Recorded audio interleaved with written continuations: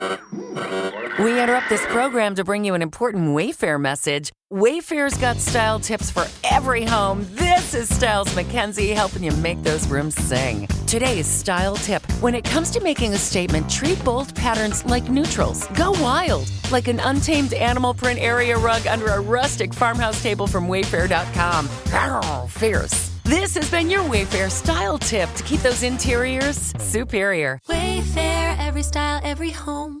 Omaha Steaks semi-annual sale is back. Save 50% site-wide on legendary steaks, juicy air-chilled chicken, beefy burgers, and so much more. Plus, get an extra $35 off when you use code TENDER during checkout at omahasteaks.com today. This sale only happens twice a year, which means it's the perfect time to stock up on the world's best steak experience with America's original butcher. With 5 generations of family-owned experience, Omaha Steaks are hand-selected from the finest grain-finished beef, naturally aged at least 28 days to maximize tenderness, and hand-carved by master butchers, with every bite backed by their 100% guarantee. Shop now to save 50% site-wide on steaks and more during the semi-annual sale at omahasteaks.com.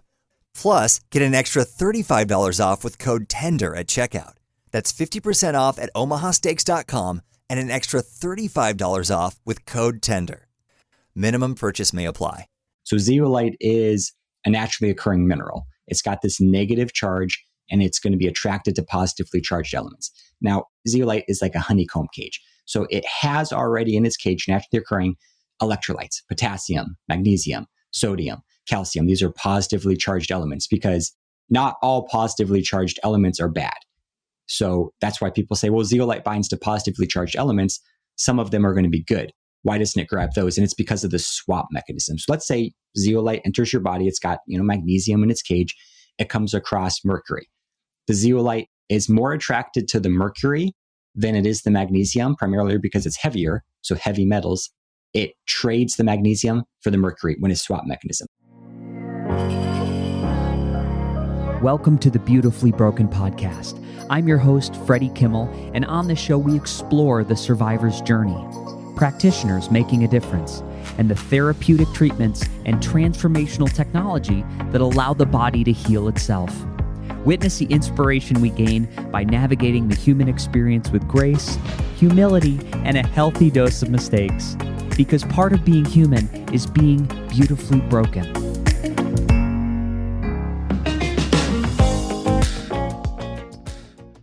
Ladies and gentlemen, we are about to drop in with Jeff Hoyt. He is a wellness enthusiast, just like myself. He is helping people to lead better lives through detox and smart living strategies.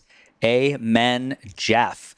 We are going to be talking about detox and zeolite and the ability of this unique substance to bind like no other. I have a list of supplements on my hand that have changed me day one. ZeoCharge is one of them. I'm going to talk about it in the show in 2 shakes of a lamb's tail. There's a code. My benefits in a week and a half are like nothing I've ever experienced, both cognitive, energetic, as well as bowel function. It's really been remarkable for me, but you make your decision, and I'm going to be testing tissue samples as well as blood, as well as hair tissue mineral analysis to show the progress over a 5-month protocol. That is what I'm doing. There is a discount on the 5-month protocol using code Beautifully Broken. Before we get any further, I just want to give a big shout out to my 3 lovely sponsors. Number 1, LightPath LED. It is the red light therapy of choice that this podcast has been endorsing for 5+ years. The Diesel series of panels. It's the only panel on the market with a 5-year warranty, full stop, period. It's a 15-inch wide panel. It's as much red light as any panel on the market and one of the best costs per bulb, i.e. each bulb has dual frequency chips inside. It's made in cast iron. It's incredibly durable, and it's a wow factor when people use it and they walk into the room and see it all the time. People are like, I've never felt a light like this in a panel. So that's why we do it. Code Beautifully Broken. Number 2 is Silver Biotics. Silver Biotics is creating the best immune support with their nano silver, the particle Ag404, which continues to function in the body because of its electron coating. And one of the products that I'm loving is their Sport Recovery Cream. It is wonderful for sore muscles, completely next level of ingredients and just really effective. I've never had a cream work like this post gym for me. And then the other thing, as always, our staples are their toothpaste, which has the AG404 particle. And for gum health and tooth whitening, it's been incredible. Check them out. Code Beautifully Broken. They have a 30% discount in the cart. And then the last thing I'll mention is House of Macadamia. That is the snack that it's kind of like a candy bar. I just posted a video on YouTube. It'll be out by the time this airs. And by far, one of the best snacks I've ever had. There's no sugar in it, which I couldn't believe. They use all these really unique ways to flavor the bar. And it's a beneficial ratio of fats, beneficial omega-6 to omega-3, highest level of ingredients you can get. And, people like Dr. Thomas DeLauer are endorsing this. And I see why. It's just a really quality snack, really easy to pack when you're traveling. Again, code Beautifully Broken on that. You can get a deal. There's a link in the show notes on my bundle, the bundle that I get a monthly subscription. And the other thing that I've been doing, I've been including in the bundle, you get a month worth of macadamia milk. And one packet makes this like 12 ounces of milk that I add to my coffee. It is phenomenal. Again, low lectin, no grains, no additives. It's a 1 ingredient nut milk, and it's great. So I think with that, we are ready to jump into ZeoCharge and the world of Jeff Hoyt and all the amazing things that he is doing to improve the lives of people with chronic illness. Let's go. Ladies and gentlemen, welcome to another episode of the Beautifully Broken podcast. I'm sitting here with Jeff Hoyt. Welcome to the show this morning, Jeff. Thank you so much for having me, Freddie. I'm excited for the conversation. Me too. I really wish we could do this in person. I just had this vision of, podcasting's great. Conversations are great. Conversational, the working through of ideas in real time. I really intend to find more time to do this live when people are in the same town. Yeah, I'd be down for that. Yeah. I'm always up to, I'm in Iowa, kind of in the middle of nowhere. So I'd probably be traveling elsewhere, but I'm down for that. Why Iowa?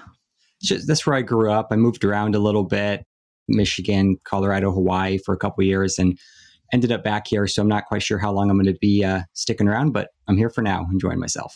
Yeah. We just bumped into each other at the biohacking conference in Dallas, Texas at Dave Asprey's event. And Matthew Kaufman grabbed us both in the hall. He's like, you guys need to talk. And as this audience knows, we talk so much about Lyme and biotoxin illness and all the things that people struggle with. They don't always find answers. You had an interesting insight and conversation starter around binders, around zeolites, around clays. And we almost just cracked the surface at the conference. And what fascinates you with binders and the binding of toxicity in the body? Yeah, it starts with just the need to detox, right? So that was my first realization, is that when I was doing a lot of biohacking and health optimization techniques, but the one thing I wasn't really doing was effective detox. I think I thought I was at one point, just with various things, but I wasn't using a lot of binders. And when I started using them, it was just, for my clients especially, just a little bit of a game changer. So starting with the realization, detox is essential. And then there's all these different approaches to detox. And I don't think there's one way that's the right way. There's a lot of ways to get from point A to point B. And I'm always looking for the most effective and efficient. But the thing with binders is to me, it's kind of the opposite detox approach as most other strategies. And it can also be in combination, but you have most detoxes that are stressing out by intent, they're stressing out the body, right? So you're using some sort of homeopathic or a push agent, right? So you're stimulating or lymph flow, something that's pushing toxins out of tissue, and it's adding them to your circulatory load, which is going to stress out the body. Now, in individuals that have a high circulating load, that's where they're going to get a lot of detox symptoms, because it kind of put them over the top of what their body was used to and ready to handle. So it initially adds stress to the body, which is not necessarily a bad thing, because the net effect is usually going to be positive, because a lot of those are leaving the body, right? So it's still good.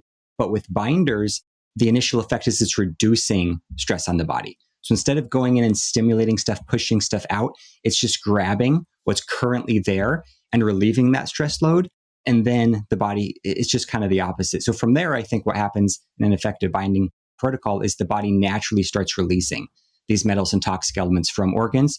So opposed to a push catch technique where you're pushing something out, stressing out the body, and then you try to mitigate that stress through a binder with I call it kind of catch and release, where you take a binder, you're catching what's currently there, and then the body's naturally releasing on its own. And I think there's different strategies that work better for different people. It kind of depends where you're at. But I just like binders sometimes on their own and sometimes in combination with other protocols, just because they bind. I mean, there's so much circulating toxicity, food, water, air, along with internally produced toxins like metabolic waste products like ammonia, histamine, various other things that our bodies are overworked. And if we can have something to come in and assist the body in its natural detox process, it's going to be invaluable here in the 21st century. Yeah, I would agree with you. There was, when I first started podcasting, I would say, I think the next 20 years of medicine is going to be what we'll take out of the body, not what we're adding in, not looking for miracle supplements rather, but to creating a terrain in which we can have all the self-regulatory processes in the body functioning as nature intended. At some point, Jeff, how did you get into binders? What drew you to detoxification? Do you have a little pain to power story? Yeah, just personal health issues. I mean, just growing up, I was relatively healthy growing up, maybe not as healthy now when looking back on it that I thought I was at the time, but kind of traumatic birth experience, was on a lot of antibiotics growing up, just constantly. They never really worked. I just kept going from antibiotic to antibiotic. Had some stomach issues. Just like, I remember my mom used to have to push her finger as hard as she could into my belly button, probably when I was 4 and 5 years old. And that was the only thing that would relieve pain in my stomach, when she would push it in as hard as she could. And when I was 7, I kind of healed from that. We had this big God healed Jeffrey party at this swimming pool and this whole thing. And I was kind of good from there on out. But then in high school, I started noticing that I couldn't drive, for one, like broad daylight, right? I would fall asleep behind the wheel. So I think I had some serious yeast issues and various things, probably catching up from the antibiotic use. But I mean, on the way to get my license renewed when I was 17, and this is a 20-minute drive to the DMV in broad daylight, I fall asleep behind the wheel. Right. I mean, I can't even drive 20 minutes in broad daylight. So that was an issue. I didn't really think much of it at the time. I was just like, whatever. I was still playing sports, pretty active, pretty high functioning mentally and physically. Then I had a series of shots when I was 18. Not sure if we're supposed to say that word here, but we say shots. People know what I'm talking about there. And a couple months after that, just triggered just kind of massive autoimmunity, strep throat, mono at the same time, and then just started having recurring viral infections over the next number of years. And I was still trying to push myself because I was used to that physical lifestyle, playing sports. I tried to do the Insanity workout program a couple times. Those both immediately crashed me. That was a disaster. Stuff like that. I've got that type A kind of personality, but it forced me to kind of switch my lifestyle and stop doing that stuff. But I ended up moving to Hawaii, and I was out, soaking up the sun every single day, relaxing. And that's when I still wasn't well, though. And I got introduced to functional medicine. So one of my coworkers, I was working at Cheesecake Factory down there with my sister, and he says, "Oh, you got to go see, my functional doc." Because at this point, this is the first time in my life that I had insurance. I never had insurance growing up, never really went to doctors much after the initial bunch of antibiotics growing when I was very young. And the vaccines were at a free clinic. I went to actually get a physical to play tennis or something in high school. And then they're like, "Oh, you haven't had, these shots," and bam, bam, bam, Gardasil and, some of the not great ones. So I get insurance when I'm in Hawaii through the Cheesecake Factory. I'm like, all right, cool. I'll check out, some doctors and see what goes on. So I go to like 10 different doctors down there, and it's probably what most people have gone through that have gone through health challenges. They're just like, "Oh yeah, you're fine. It's just stress. You just moved here. It's all in your head. And then, we can recommend you go talk to this person, sit on this nice couch and let your feelings out," that kind of thing. Right. And I'm like, no, it's deeper than that, but no answers there. And that's when my friend from work said, I've got this guy. He's a functional medicine doctor. I'm like, "Well, what's that?" And he kind of explained it. So I go to this guy, and he's like, "Oh yeah, you got to take this allergy test." I'm like, "No, I've done the allergy testing." He's like, "No, this one's different. It's not covered by insurance." I'm like, "Oh, great." He's like, "Yeah, it's just like $400. He didn't explain it well at all, but it was a food sensitivity test. And so I ended up taking it because he gave me a little booklet on it. Do this food sensitivity test, shows up all these foods. I'm like, "Oh, these are the foods I'm eating." And I'm like, I thought I was eating super healthy. I'm like, spinach. I was eating every day, like 3 times a day, and almonds and eggs and all this stuff. They're like highly reactive. So I stopped eating those, started feeling a lot better. I said, "This is pretty cool." That's what got me into functional med. I actually built a website, hirejeff.com, and wrote a job proposal to that lab, and ended up going working for him. So that's how I left Hawaii. And that's when I started working with a lot of functional med doctors, kind of seeing what protocols were working, what were not. I quickly realized that there was a lot more to it than food sensitivities, much more, because I was just developing more and my gut wasn't healing, and et cetera. So from there, situation with my grandma, she ended up with a late stage cancer, and we ended up meeting this guy kind of in the middle of nowhere in Iowa. He got me onto some like higher end nutritional supplements, more of the nutraceutical things and just interesting stuff. And I'm like, why are these supplements so much more expensive than your traditional stuff you can get in the store? And he was kind of just explaining the advanced manufacturing practices of some of these things and these extracts. They're not synthetic vitamins. And that kind of got me into my first company, GlycoLife Sciences, which I started 8 years ago, which was based on the science of glycobiology. So that's, sugars, but just immune regulation through polysaccharide extracts, basically, which is super cool. Because when you look in nature at a lot of these immune regulatory agents, it's the polysaccharide content in them that's responsible for the immune regulation, like in medicinal mushrooms. And it's the specific monosaccharides in those polysaccharides that give them the medicinal benefits. So that's the difference between a medicinal mushroom and a non-medicinal mushroom, right? It's the saccharide structure in the polysaccharide chain. So super cool. And I could actually look at like the structure of certain mushrooms, and I could basically tell you what some of the benefits are going to be based on the monosaccharide structure. So super cool stuff. But anyway, that's how I got into supplements. Then I said, this is fantastic. I started doing this, and I was really interested in doing things differently and doing things better. That's just my personality. So I would take at that time I was using 100% proprietary branded ingredients that had clinical research. And I looked at all the clinical dosing and everything. And then I would just combine them with other clinically proven ingredients to make these formulas that really weren't on the market because they were very expensive ingredients. And I was selling them for $159 each type of thing. But I was giving therapeutic doses and really high quality products, no excipients, binders, dyes, any of that stuff. And that was working out really well. But it was just so expensive to take those products at high doses. And people were feeling incredible for a few months, but I felt like it wasn't really getting to the root cause. Even though I was using Humic and Fulvic even back then in my products and some detox things I thought were working effectively, but potentially not what some people needed. And then I got into biohacking.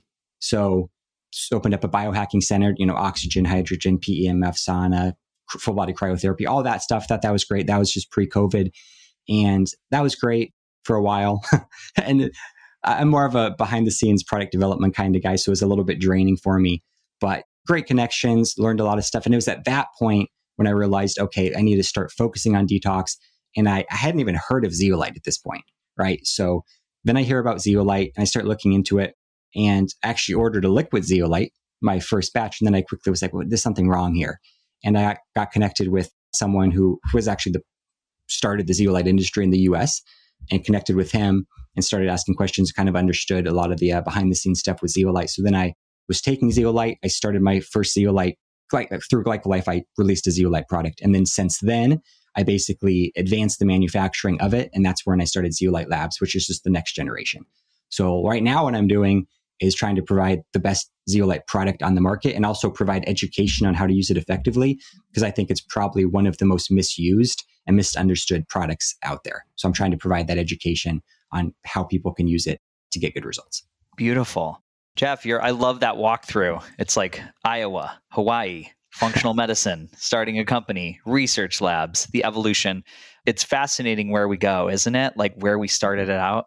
Yeah, it's super cool because I always knew I kind of wanted something in health when I was like around 17-ish.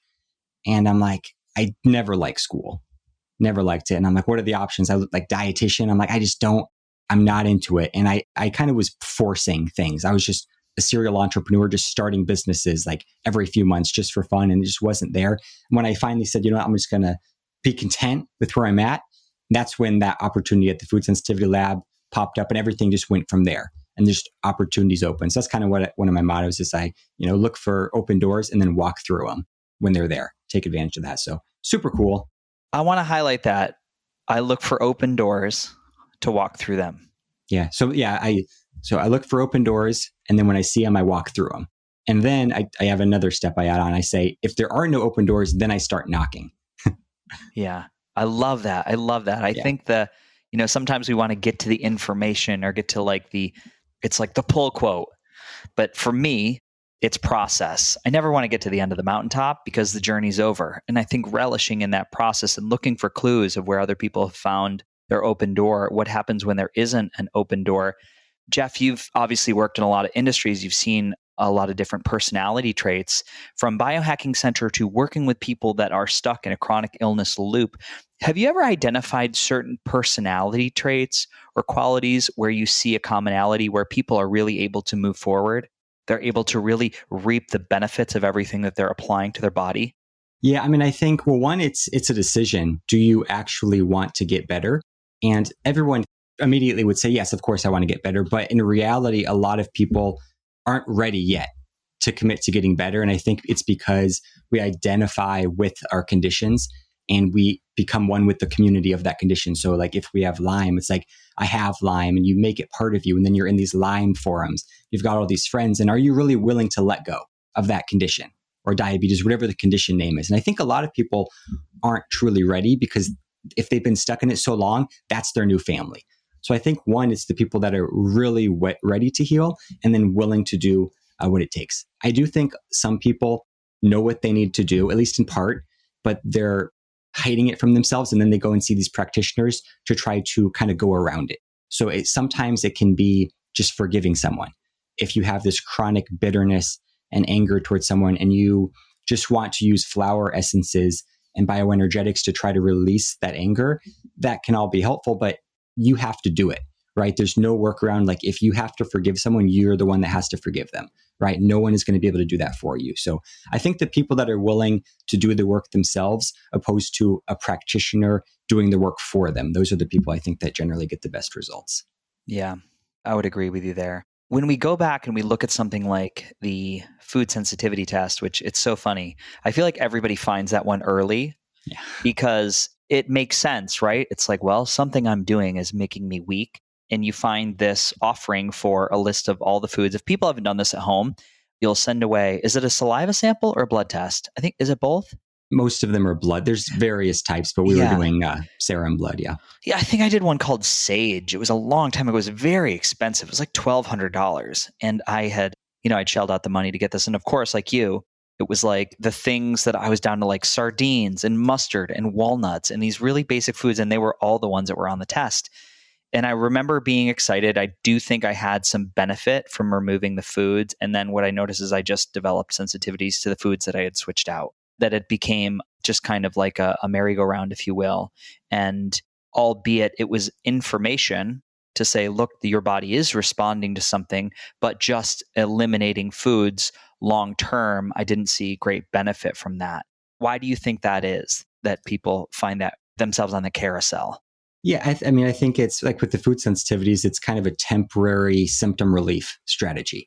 But the reason you weren't born with most people are not born with 25 food sensitivities, right? Mm-hmm. They're developed over time and they can be removed as well. They can go away. So the key, it's not a root cause type of thing. So it's immune dysregulation. It's just an overactive immune system attacking these foods, producing antibodies. I mean, it's a gut issue. It's an immune system. It could be an emotional issue. You could have emotional stress tied to certain foods. If you were eating a certain food during an emotional time in your life or a death of a family member, you could develop a sensitivity based on that to a food. There's so many factors. So resolving the underlying issue is what's going to end up getting rid of those food sensitivities. Although temporarily removing them can help calm down the body, but it's just not the all in all. Yeah. And then I want to go back to one more thing. You said, I opened a biohacking center. You said PEMF, you said hydrogen, you probably had red light. What else did you have in the center? So we had compression boots, biomat, the full body cryotherapy, Viplate, the oxygen. We had, at the time, it was the Max O2. Okay. Yes. You want to say it with the contrast. So we could go back and forth, 25,000 feet elevation. I loved that one. Full body red light therapy. Don't know if I said that. Neurofeedback. We had Neurooptimal. Great tools. A couple different forms of, yeah. So, and this is pre-COVID. So now it's like everyone knows about this stuff, but that in Iowa, no one had heard of any of this stuff. And my goal with it was Recharge. It was called Recharge, a new kind of health club. So I wanted to kind of make it mainstream because so many of these technologies can be, they're an investment, right? Mm-hmm. So what I wanted to do is I said, we need a new kind of health club. We have these fitness centers. Those are the health clubs of the 20th century because we moved from active lifestyles to sedentary lifestyles. So now we actually have to go somewhere to exercise, which just would be ridiculous 100 years ago because you're exercising all day.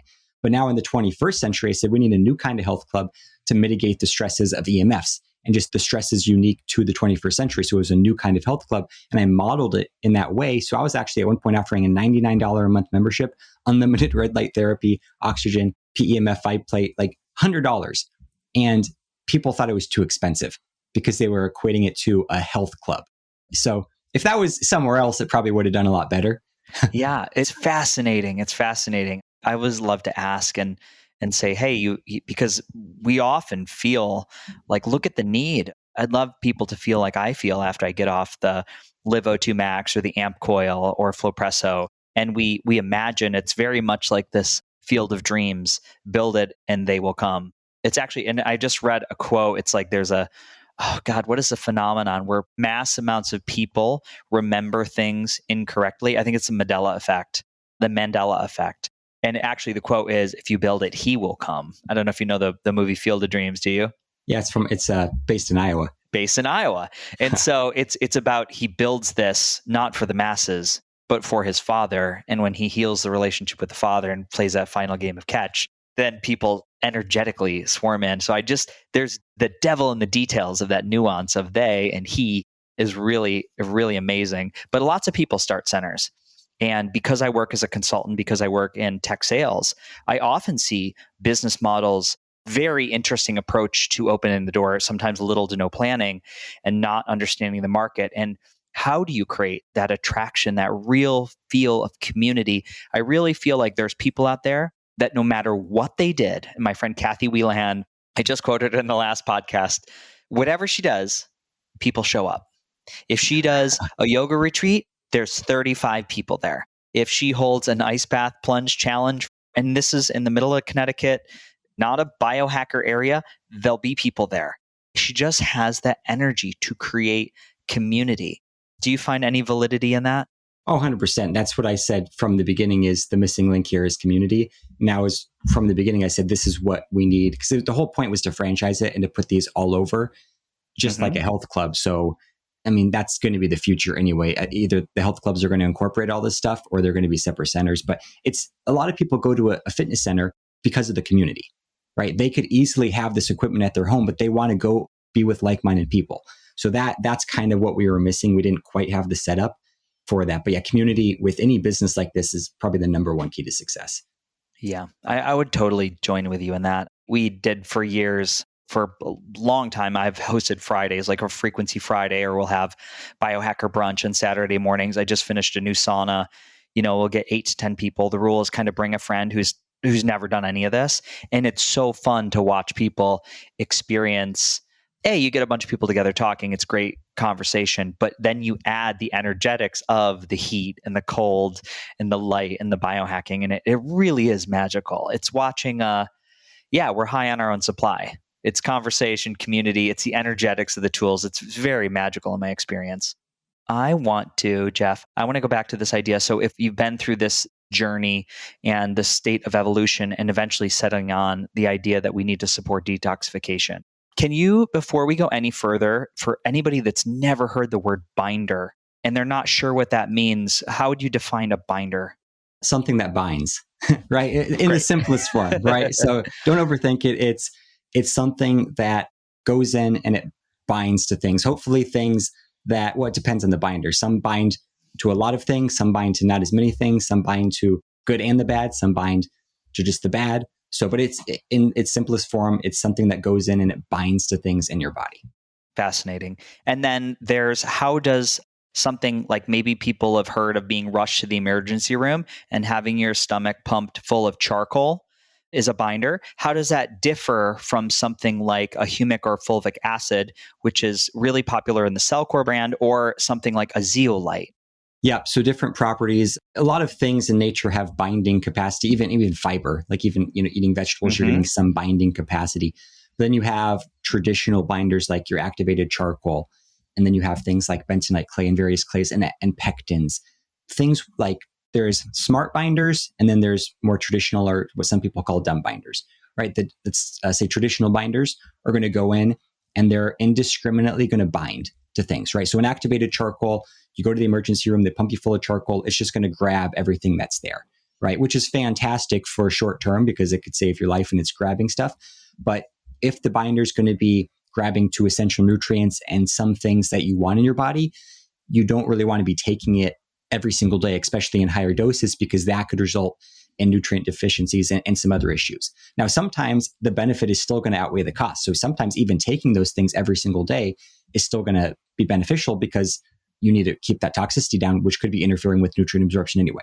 When you have something like a fulvic humic blend or a zeolite, they work a little bit differently. So they're selective binders. So they're not going to be depleting the bad. Now, I will say any binder can deplete essential nutrients and vitamins in an indirect mechanism, which I'm going to go to. And I think that's very important for people to understand, because pretty much every company that's selling Fulvic Humic Zeolite or some selective binder is going to say, oh, it's not going to mess anything up because it's selective, but we have to look further. So let's get to that in a second. But zeolite, for example, works through a process called cation exchange. So it's not just a grabbing on process, it's an exchange process, which makes it a selective or a smart binder. So zeolite is a naturally occurring mineral. It's got this negative charge, and it's going to be attracted to positively charged elements. Now, zeolite is like a honeycomb cage. So it has already in its cage, naturally occurring electrolytes, potassium, magnesium, sodium, calcium. These are positively charged elements because not all positively charged elements are bad. So that's why people say, well, zeolite binds to positively charged elements. Some of them are going to be good. Why doesn't it grab those? And it's because of the swap mechanism. So let's say zeolite enters your body. It's got, magnesium in its cage. It comes across mercury. The zeolite is more attracted to the mercury than it is the magnesium, primarily because it's heavier. So heavy metals, it trades the magnesium for the mercury when it's swap mechanism. So the zeolite cage always has to have something in it. It's not going to be empty because it has a strong attraction to positively charged elements. Trades the magnesium for the mercury. The magnesium is left. Now you have the mercury. So that's fantastic. If it comes across an essential nutrient or a vitamin or essential mineral, it's not going to do anything because it already prefers the magnesium that it has over other minerals. So that's kind of how it works. I'll stop there for a second and see if you have any comments. That makes sense to me. You said a cage. Can you describe that to the audience? What do you mean zeolite has a cage? It's just that's the structure. It's like a lattice, kind of like if you look it up online, like deeply under a microscope, kind of like a honeycomb type of. So a lot of binders are just going to be adsorbing things, attaching them to their surface.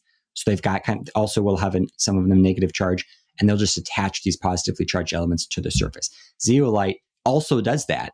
So things can attach to the zeolite surface, but it's got this structure that has the minerals in it already that it swaps for. And that's what gives it a more secure bond because it trades it. And then once you've trapped the mercury or whatever it is in that cage, it's not going to be dropped.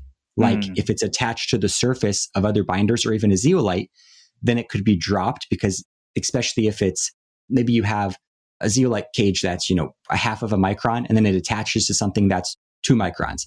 So it can hold on to it for a little bit on the surface, but it might drop it because it's too heavy. If something is fitting inside of the cage, it's not going to drop it, but it can still swap it. And that's important to recognize. So let's say you take the zeolite, it's got the magnesium, it swaps it for mercury. Great. It's not going to drop the mercury, but what it could do is do another swap. So now it comes across lead, it's going to swap the mercury for the lead because it's more attracted to lead than mercury. And that's where we can get into dosing, where the dosing is super important because you want to have enough to bind to everything that was grabbed and then dropped. And it's just a whole process. Yeah. So, but just in general, that's kind of how it works. It just goes in and it swaps. It doesn't just grab it to everything. And then it has a cage where it can securely hold on to toxic elements opposed to just having them attached to the surface, which is just a little bit of a less efficient detox. Can I just walk through some common toxicants and we can just talk about the charge? Because you said it really has an affinity for binding or swapping out positively charged because zeolite is such a negative charge in that propensity. Something like, I'm just going to list a few. So we've got mercury, we've got lead, we've got mold toxins or like a biotoxin, like a bacteria or something like glyphosate. Yeah. So besides bacteria, so it binds, mercury binds to, lead definitely binds to very strongly. Mycotoxins binds to, and it was actually used before it was used in humans. It was used in animals to remove the mycotoxins from the food supply. And then glyphosate as well. There hasn't been, to my knowledge, human studies on removing glyphosate from the body, but there's been studies showing its ability to remove glyphosate from the water supply. So it has a binding affinity for that. Bacteria, I don't think it's directly binding to any bacteria or microbes themselves, but it's binding to some of the waste products produced from those microbes. And so that's why in turn it can help regulate some microbial levels, but I think it's more of an indirect effect because it's definitely not negatively affecting your good bacteria.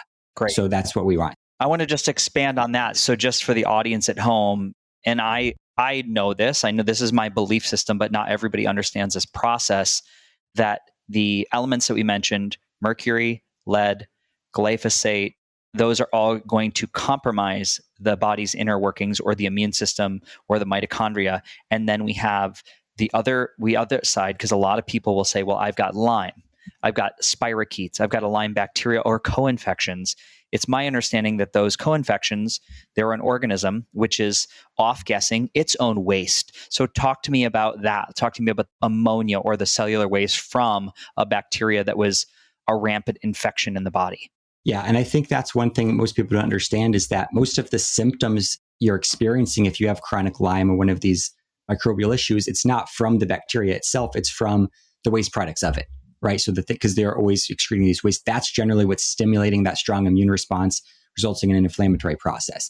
So they are releasing things like you said, ammonia. And I really think that that's one of the reasons people feel so amazing when they take Zeocharge that has people with chronic Lyme. I think it's because of one of the reasons is because it's binding so strongly to ammonia, right? So because if you have some sort of complex illness, generally you're going to have an ammonia buildup because one, the microbial issue, you're getting extra ammonia from that. Your body's naturally producing ammonia every day as a waste product of digestion, and it's converted in the liver to urea, right? So if your liver's overburdened, which it probably is if you've got a complex illness, now your body's having a difficult time converting the ammonia to its byproduct urea, then you get a buildup of ammonia, and ammonia can circulate and it actually can go to your brain and cause a lot of issues. So just the binding capacity towards ammonia, I think, is a huge benefit of zeolite. And also it binds to the urea as well. So that's the ammonia gets converted to urea. So if your kidneys aren't working properly, then you can get a buildup of urea. So it binds to both of those, which is super cool. But so people with Lyme that are taking it, a lot of people think it's just going in and it's just removing the Lyme by binding to it. I don't think that's what's happening. I think it's binding to the ammonia and some of the other waste products. And then that's calming the immune system down. It's giving the immune system the upper edge to start naturally eradicating it. And it's just it's improving the body's internal environment so that it's not a friendly environment for some of these microbes to thrive. Yeah. Right. So back to ammonia and yeast. I mean, ammonia is very alkaline. And a lot of people are like, oh, I just need to get my body as alkaline as possible. Well, not necessarily. Like yeast thrives in a high alkaline environment. You want different levels of acidity in different parts of your body. But with yeast, it's producing tons of waste products, the aldehydes and zeolite also binds to aldehyde, which can be very helpful as well. But yeast is candida producing ammonia. And then that ammonia is generating an environment for the yeast to thrive. So like the waste products, you're helping it survive.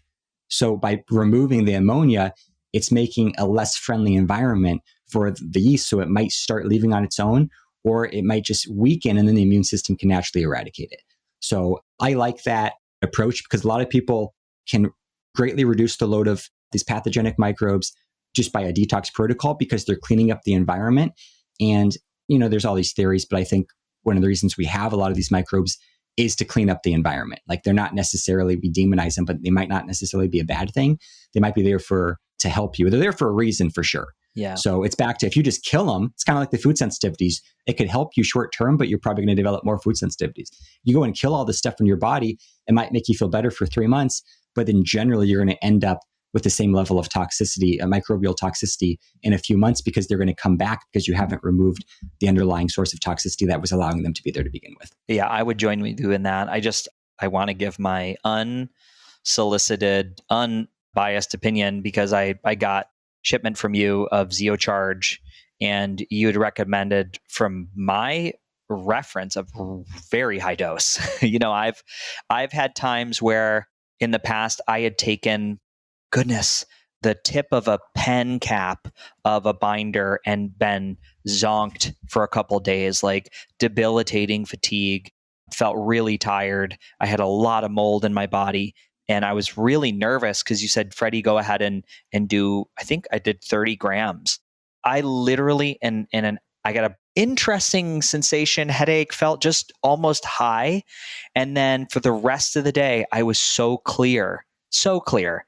And I'm 5 days in, and I really feel like I was 6 months of travel. I knew I've been saying this for a long time. I'm pushing way beyond the level that is smart. Too many airplane rides, too much. And I feel great 5 days in. And every single time I do the dose, I'm no longer worried about, am I going to have a response? Because I just keep getting this really nice cognitive benefit. I notice for me personally, it's between 2 and 3 in the afternoon where on some days, I'm like, I have to take a nap. I cannot. There's nothing left. I found that I don't need to with the ZeoCharge. It's been a really interesting turnaround in 5 days. Yeah, that's amazing. Thanks for sharing that. Yeah, I'm stoked. I've already, I've called 4 or 5 friends and I said, because when I get excited about something, I'm like, you guys got to try this. You got to try this.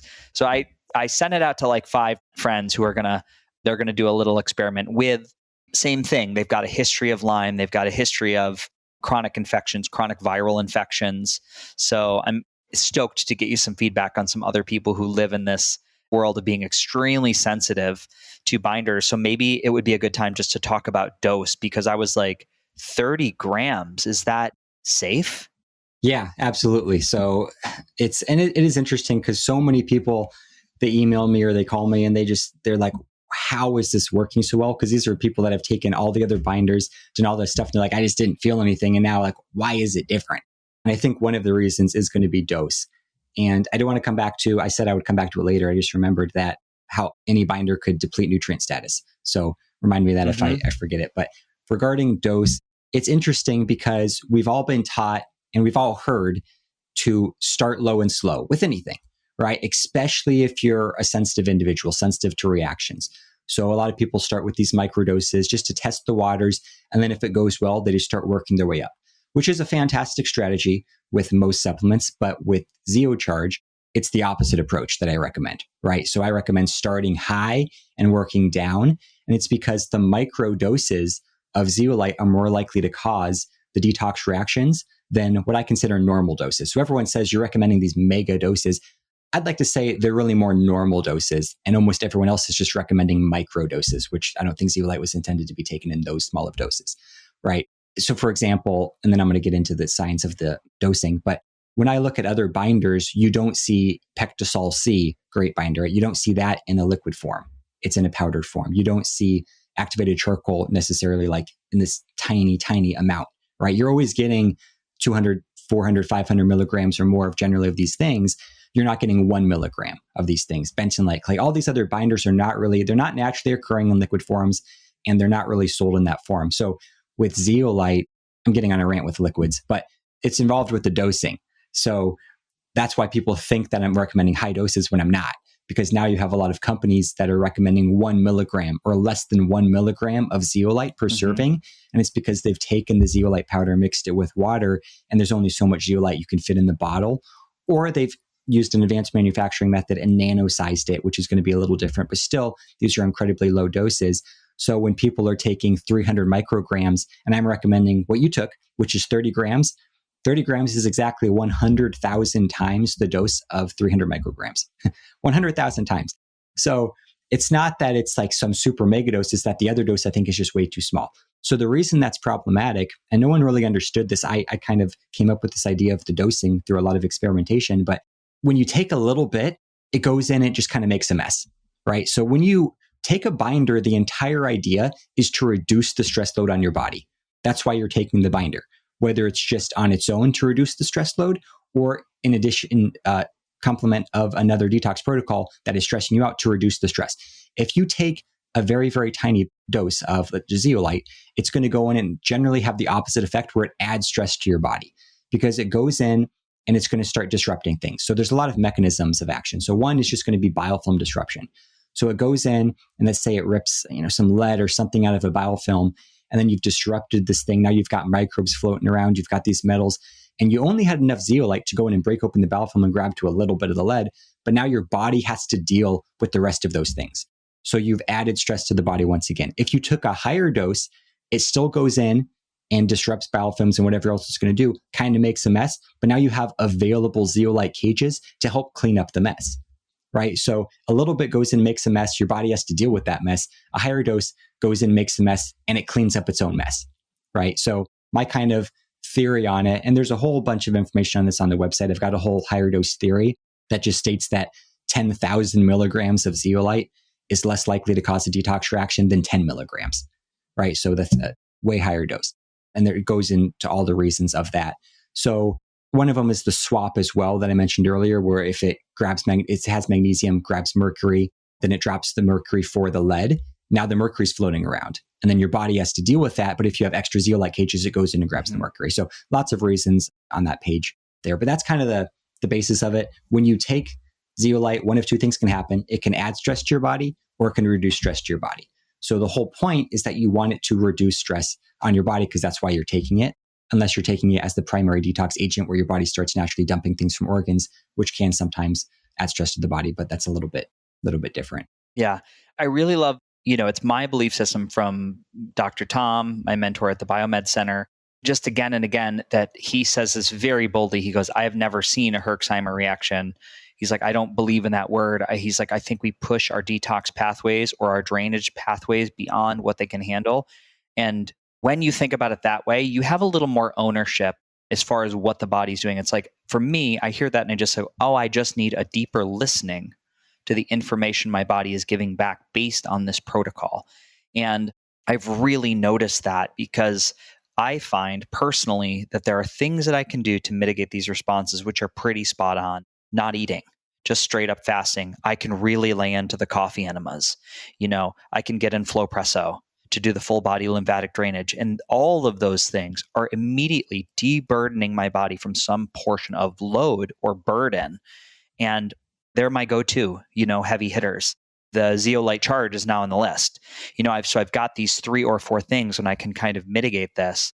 I want to point to you actually offer a protocol on the Zero Charge website page, which is, it's basically you're getting a 20 pack because I noticed a can I go through really quick on 6 scoops. I was like, oh my goodness, it's gone. It's only been 4 days, 5 days.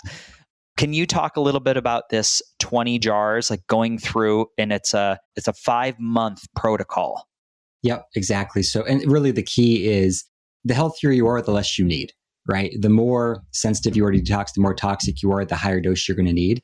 And just right off the bat, if the general rule of thumb is if you experience a reaction, then take more the next day, not less. So I'll say that. But we developed this 5-month program, the Ultimate Zeolite Experience, because we did a case studies program prior to launching. So we did 6 months because we wanted to actually see what the Zero Charge could do, and we wanted to alleviate some of the concerns in the zeolite industry. And we honestly didn't know, is it going to cause aluminum toxicity?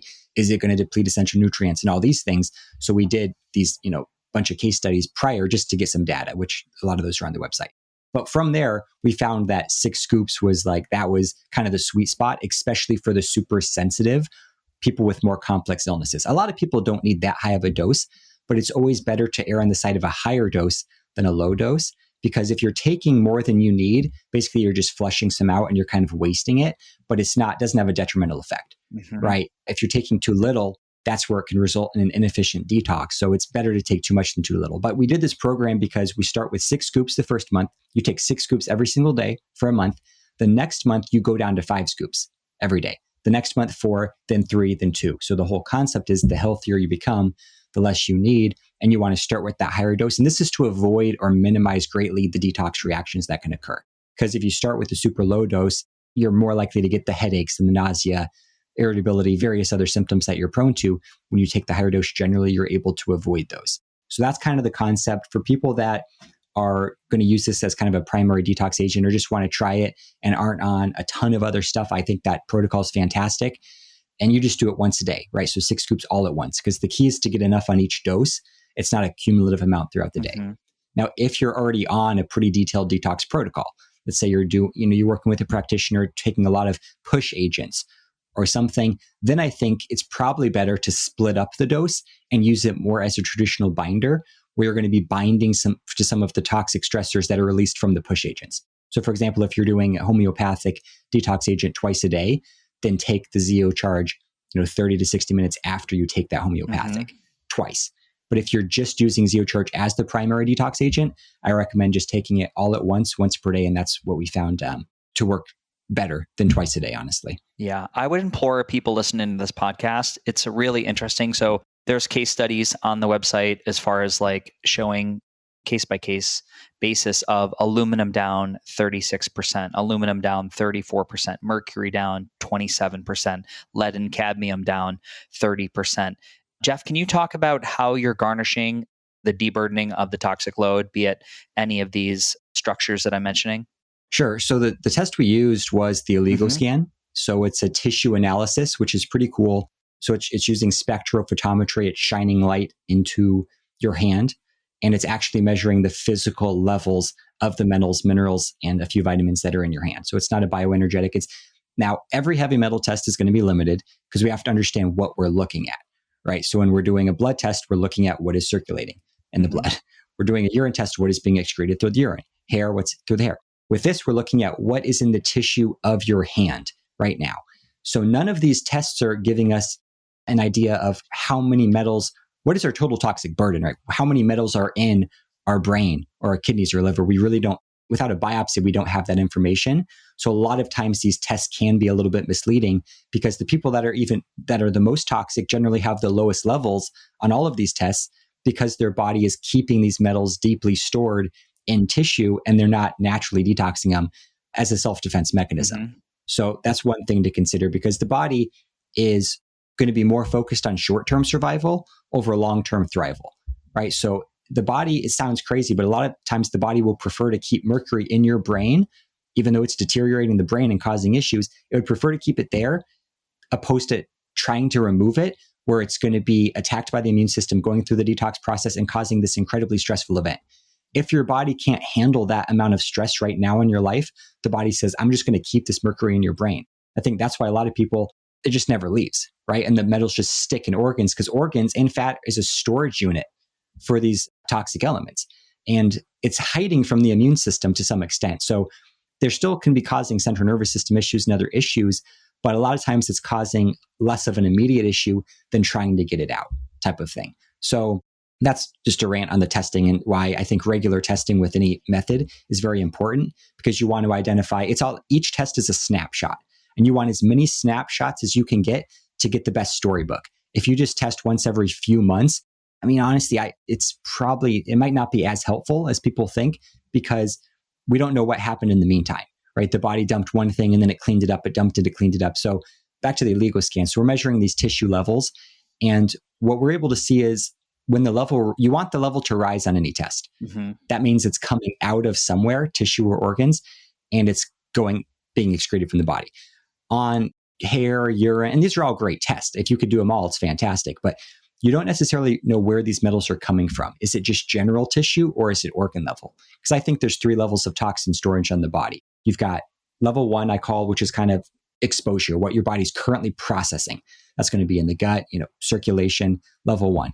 Then you've got level 2, which is kind of, I call it a short-term storage or general storage. And that's going to be your general fat throughout your body. And that's what we're measuring with the illegal scan in the hand, just general fat, not in organs.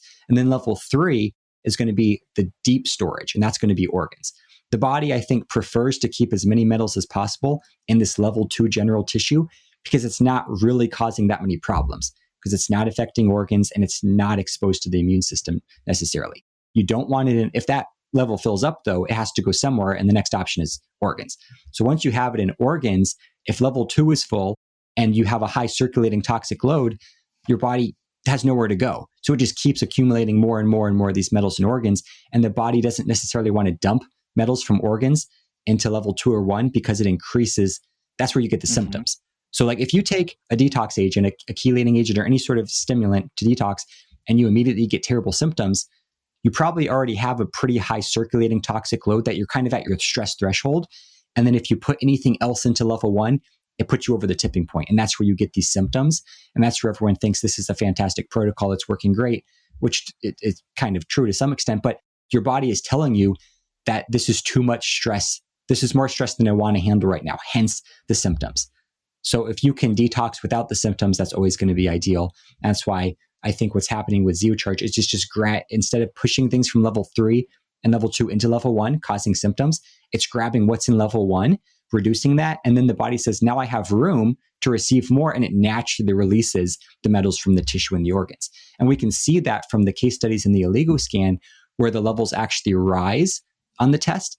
Because if the levels are rising and they're going into general tissue, they have to be coming from a deeper level, which is organ, which is super cool. If they rise on any of the other tests, we don't know if they're coming from general tissue or organs, because it's a lot easier for metal to dump metals from general tissue to level 1 than from organs to level 2 and 1.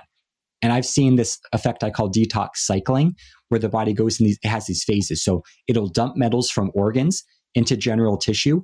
And then the body says, okay, that's too many metals in general tissue. And then it cleans them up. It brings them out of the body into level 1 and out.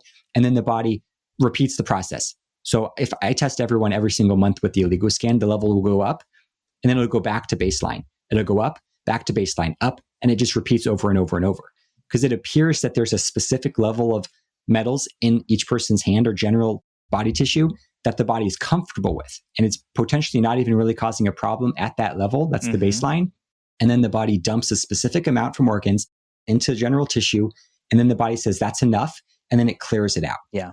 And then it repeats. So it's super cool, but you miss that on pretty much every test. And even the oligoscan, I think, if you're not testing routinely, because you miss these cycles, but it just shows you how incredible the body is, because the body's never just going to be in dump phase 100% of the time, because if it becomes too stressful, the body's going to say, okay, that's enough. And potentially if you're using some agents that are going in and forcefully pushing things out, it might be able to do that. But do you really want to, is the question. When I detox, I say, I want to work with my body opposed to fighting against it. And I think a lot of chelators and things are often fighting against the body's natural detox processes opposed to working with it. Because if you have, back to the situation where your body doesn't want to let go of mercury because it's too stressful to let go, if you go in with a strong synthetic chelator and try to rip out mercury from a tissue, the body, it might not even let go to begin with. And that was a revelation to me with the case studies, because I had a few people on OSR, which is Boyd Haley's mercury chelator, which is the strongest known chelator. I mean, for mercury, it's absolutely incredible, but that wasn't even removing mercury in people with the complex illnesses, which was crazy. But it makes sense, because when you look at all these studies, it removed all the mercury in a matter of weeks from the animals, and it was incredible for coal miners and humans as well.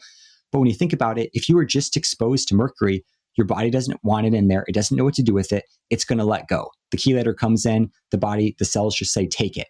But if that mercury has been in your brain for 35 years from amalgam fillings, and then you take that chelator, it's a whole different situation. You can't use those studies for short-term, acute situations and compare them to chronic illnesses, because the body responds differently, because now it's in self-preservation mode and it might not be ready to let go.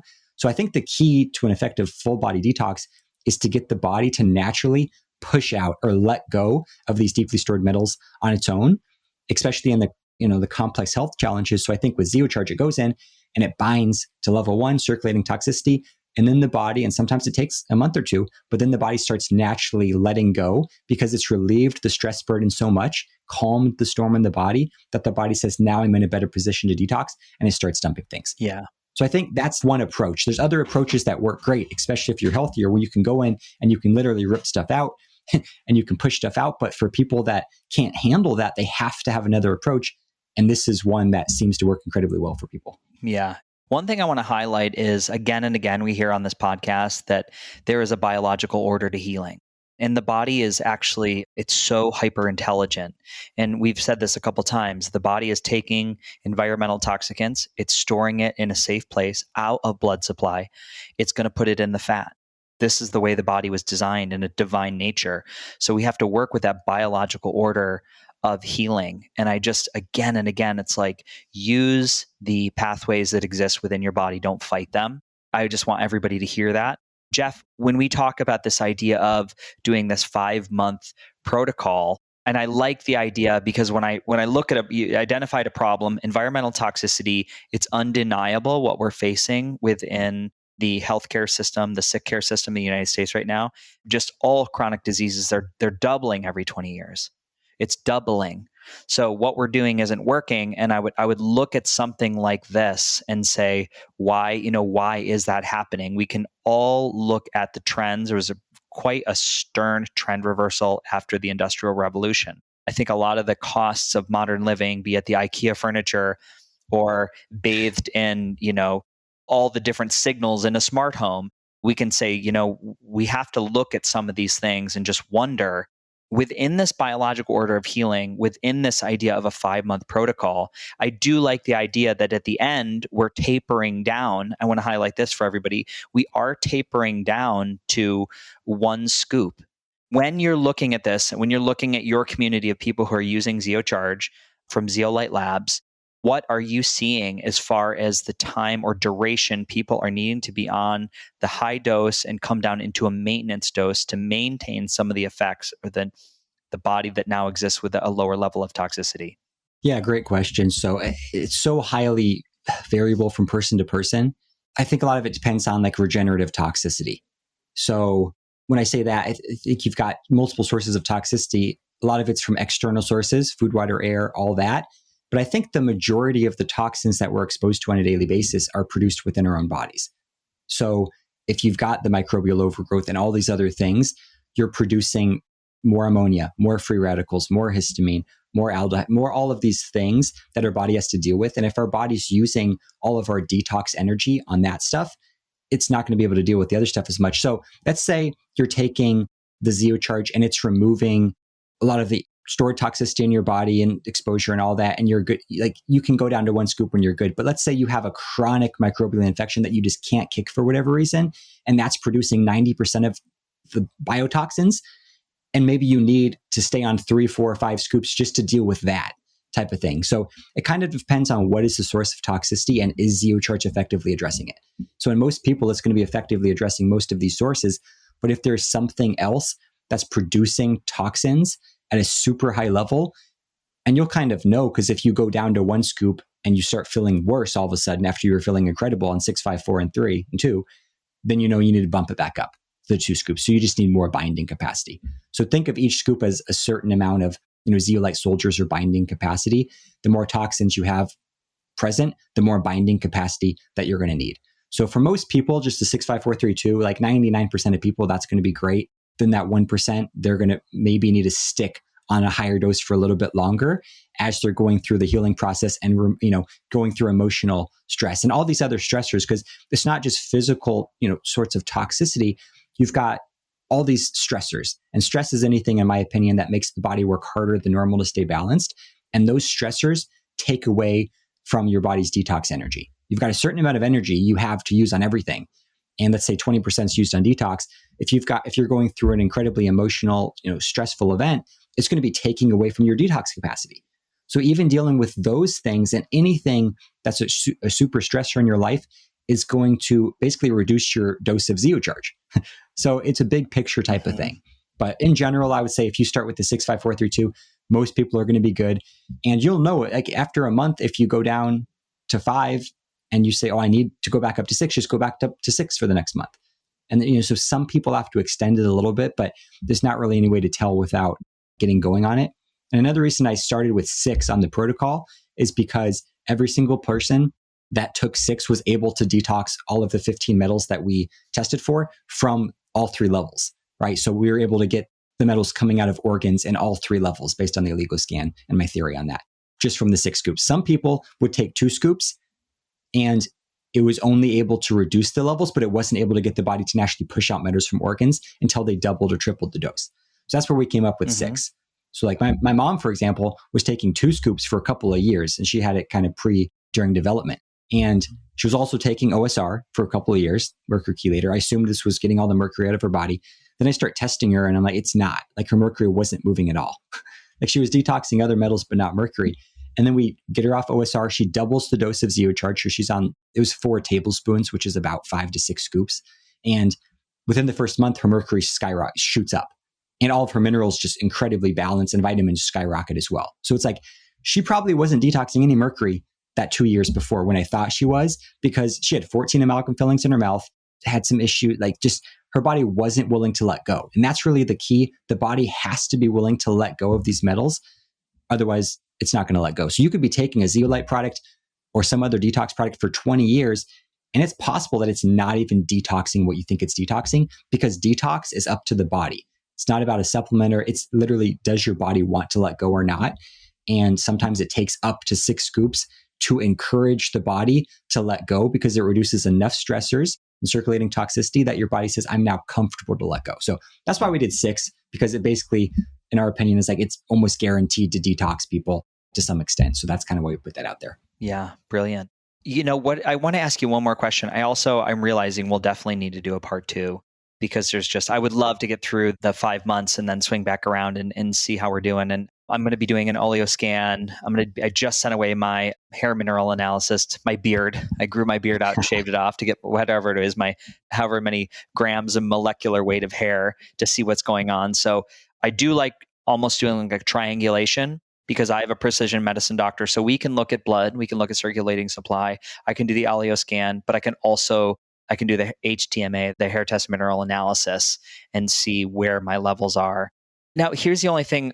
Testing, I know it's good. It's good to understand where we are, but a lot of times I'll look at the sunk cost of testing, and as long as I'm feeling better and I'm moving forward, I find that there's enough case studies out there and evidentiary proof that this does this. So sometimes you can save yourself the cost of testing, because it really doesn't change much from knowing we need to get 8 hours of sleep, we need to get REM, we need to breathe clean air, we need sunlight, we need clean food and clean water, and we got to walk, and we have to find a sense of purpose in life.